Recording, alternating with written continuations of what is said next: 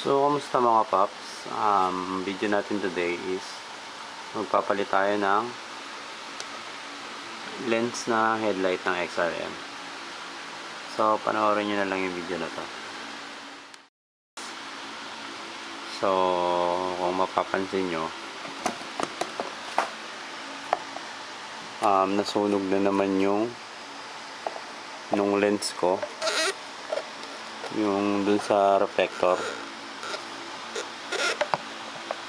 Kasi ayun yung gamit kong bumbilya is masyadong umiinit, so kailangan din natin palitan to bago tayo magpalit ng lens. So ano bang kung bakit nagkakaganito mga paps? Dahil dyan sa bumbilya. So itong bumbilyang gamit ko is yung XRM na all season. So ang watts niya is 35 watts. Hindi kaya ng init nung reflector. So kaya nasusunog yan, nalulusaw. So yun guys, palitan natin tong lens natin. So guys, panoorin nyo lang yung video na to. So ito yung itsura nya. Lubog na, nalusaw na kasi siya. So sa pagtatanggal ng lens, merong dalawang screw dito tsaka magkabilaan. Yan, tatanggalin lang natin siya.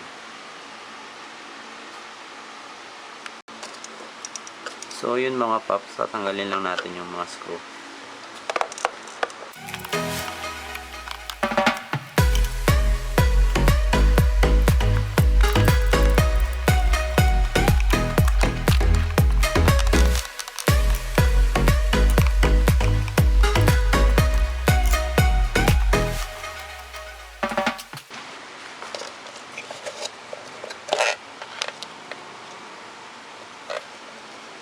So ayun guys, tanggalan natin. So nalusaw na siya, no? So kailangan na natin palitan to.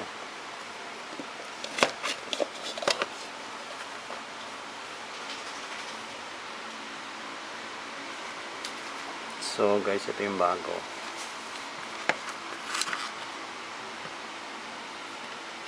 So yun yung tsura niya.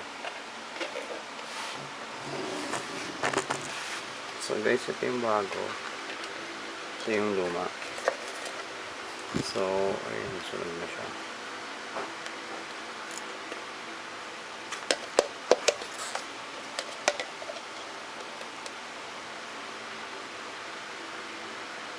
So tara, palitan natin.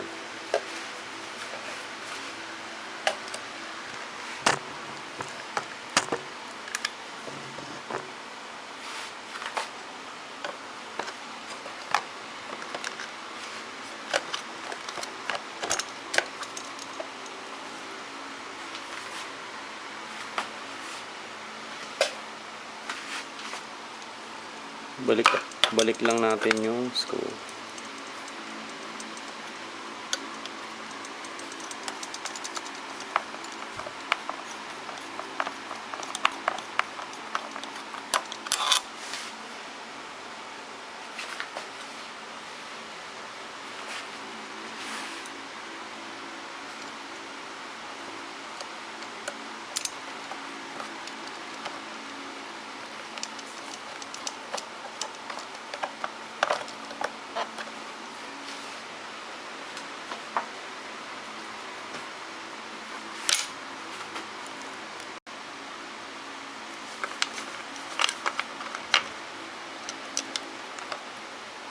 So balik lang natin yung socket.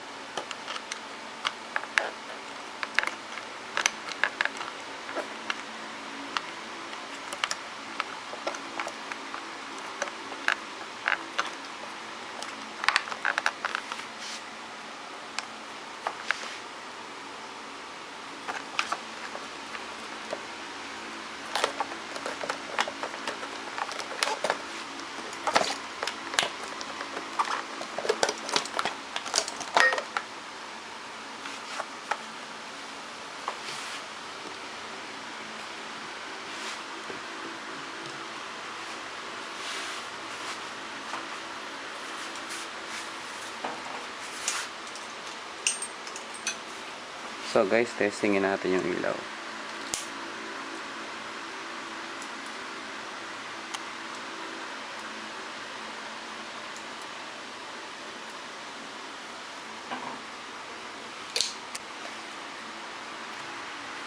Bali yun mga paps, bumili na rin ako ng bagong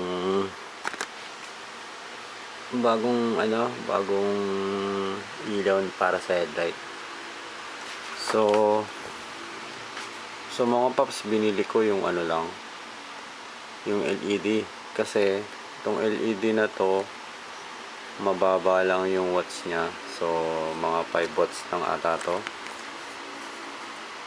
5 to 6 watts lang. So mas siya, less power consumption, tsaka mas maganda to, mas maliwanag to, tsaka hindi siya ganun kainit. So safe siya sa lens natin, sa reflector natin. So hindi siya malulusaw. So ito guys, mas recommended ko itong gamitin. So mas safe to sa mga lens natin kesa dun sa isang Osram na 35 watts. So yun guys, kabit lang natin to.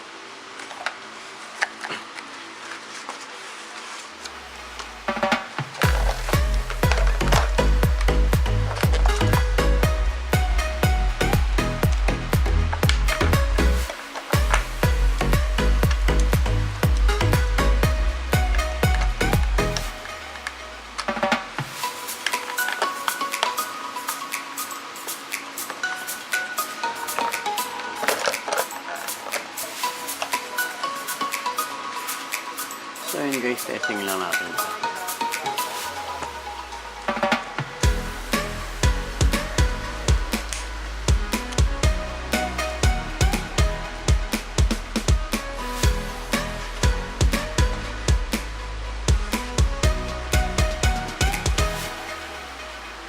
So yun guys, mas maliwanag. Ganda.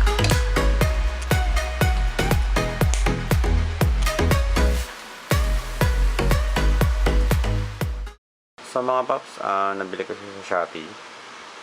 So nagkakalaga siya ng 260. Free shipping na. So yun. So yun guys.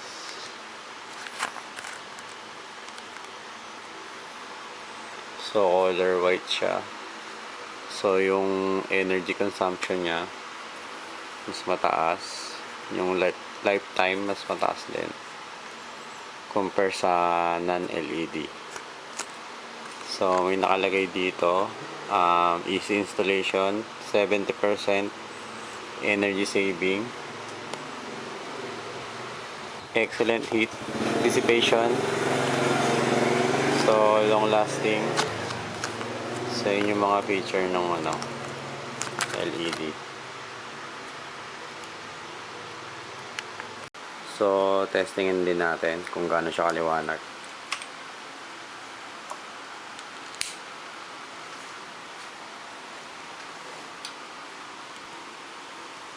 So ganyan kalakas guys. So ganyan kalakas mga paps. So yung high and low, high and low.